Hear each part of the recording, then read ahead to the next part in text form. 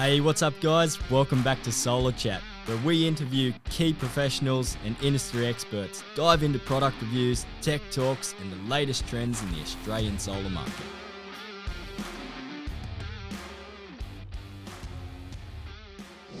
Hey, what's up guys? Jackson Wyer from Snap Solar. Welcome back to episode 4, where we're meeting with Leon from Proximity Automotive. We're going to look at some cool cars. We're going to dive into some of the reasons around his recent solar purchases and solar for his business.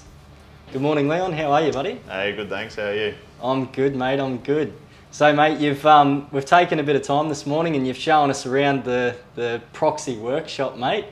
Want to give some of the listeners a bit of a insight as to what you do, mate, and some of the cool stuff that you do here at Proximity. Yep. So we build cars from scratch. We do all our own engine builds. They're sitting in the clean room at the moment with a couple of big horsepower motors.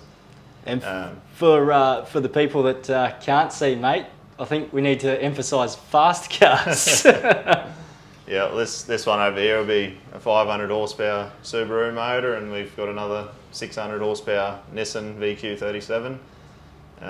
So we do everything from turbocharging, supercharging, nitrous installs, wiring in custom ECUs, all the fabrication. We do everything. So you got a few go fast bits around here for me Tesla, mate? We haven't figured those out yet.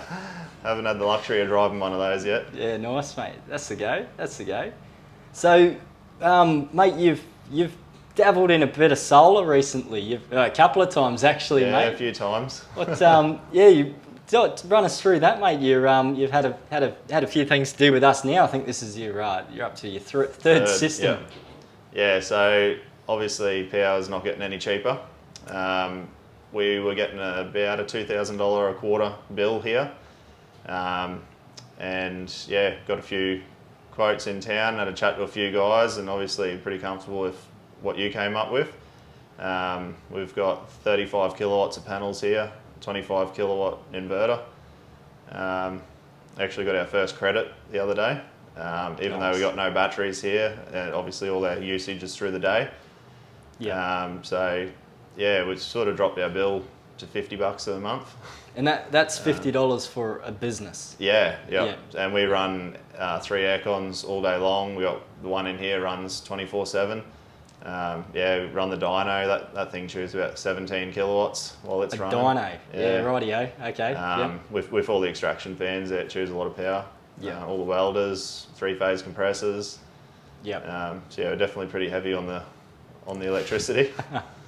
Well, it's been a couple of years. I think it's been about 2 years that it's 3 now. 3 years. Yeah. Yeah, nice. Yeah. I guess if I can touch on it, if you don't mind me asking, the buildings are leased premises. Is that correct? Yes. Yeah. Could for the listeners, could you sort of talk on that? Because I guess there's probably a lot of people that may even be listening, business owners. Yeah. Sometimes solar's written off. Because the property's a leased property, so they write it off before really looking into it. Yeah. How did you go about dealing with that aspect? Well, I'd already been here for 3-4 years. Yep. And you look at what I've spent in electricity in the first 4 years, and it's at about $8,000 a year. Yeah. Adds up pretty quick. And I had a chat to the landlord, and he's a pretty good bloke. He come on board and we went halves in it. So basically put it to him that he pays half, I pay half. He gets a good upgrade on his shed, good investment, and and then it's worked out quite well. I think we're already in the green now on that. So it's only taken a couple of years to pay it off, and it is a big system. Yeah. It's good because you're not worried about running aircons now. It's not a second thought. You turn the back one on, you just leave them all going. Everyone's comfortable. Use the power as you please, and I don't intend on moving anywhere, so I'll be here for another 6 years. Yeah. And it'll be money in the pocket. For more go fast bits, mate. Yeah, nice, man. No, that's cool. With a business looking at solar, what were the key things you were looking for as a business? Because you've had solar for your personal property, Yeah. and solar for your business. What were the differences when you were looking for in those areas? Well, obviously this one's 3-phase, so. Yep. But other than that, like, we just needed something that could run this place. Yeah. The 25 kilowatt inverter is good because through the day we rarely see that. We sort of use about 20 at most. Yep. So it's well and truly enough to cover us and get us the feed in. Yep. But yeah, obviously there's 96 panels on the roof here. It's a bit bigger than I could fit at home. If I could have it, I would. Mate, specialise in horsepower for roof spaces. It's not quite as cool as horsepower for cars, mate. But Yeah. But I looked at the pricing of what a loan was to repay. Yep. And it was about 10% dearer to pay a loan off. And after 3 years, it's all just, happy days now. It's all paid off. It's making money. Oh, mate, if we knew back then what we know now with recent rate rises and stuff, mate, best decision you could have made for your business. Yeah, I'm definitely an advocate for it. Speaking of being an advocate, how many home systems are you up to, mate? Oh, this is only the second one. Second one? Yeah. He's got a few more in him yet. Yeah, obviously the first one we went pretty basic with the 6.6, which, it was good, but we were always at work and we had no batteries, so I rethought it the second time and we've gone with the batteries and 15 kilowatts of panels now, and it's awesome. I'm addicted to looking at the app, seeing how much you make each day. 6 o'clock messages. Yep, texting you, going, Yeah. have a look at this. But no, it's awesome because we're about to have our first kid. Yeah, nice. And I didn't want my partner to be at home on maternity leave and through summer, stressing about the cost of power. So yeah. We sort of got the jump on it and got it done. And it's even, mate, credit where credit's due. You jump into things. Batteries are, they are open to speculation, and they probably cop a little bit of criticism really for the price. What has been your experience so far? Well, going off with the green energy loans you can get nowadays, I found that we're actually paying less for the loan than what the power was. I don't think I'd do another system without batteries. It has crossed my mind here, but given that we already get a credit here and there, it's probably not worth it here. But for home, I wouldn't do another system without it. And when you're looking at the data on the sheet just yesterday, it was it was a cloudy day and the batteries were kicking in and running everything, and we used every bit of power we generated up until midday, and then we were feeding into the grid all afternoon. Yeah, nice. So at home, we're getting a pretty good credit each month as well. Nice. So, Nice. And we're running the aircons more than what we normally would. Oh, mate, it's there. Use it, eh? Yeah, that's right. Yeah. But it's good having batteries, and we added the fourth one on. So it's we had 2 aircons last night, and this morning we woke up with 70% battery still. Wow. So That's it is good. cooling off a bit, Yep. but it's good to be able to do that, and you don't even have to worry about setting the dishwasher during the day anymore with the batteries. You can still put it on at night. Yeah. Still wake up with clean dishes and nice. do the washing at night if needed, and not stressing that you're using the grid. Yeah, nice, man. Yeah, nice. With the installation, actually, funnily enough, where you live surprisingly gets a few blackouts, mate.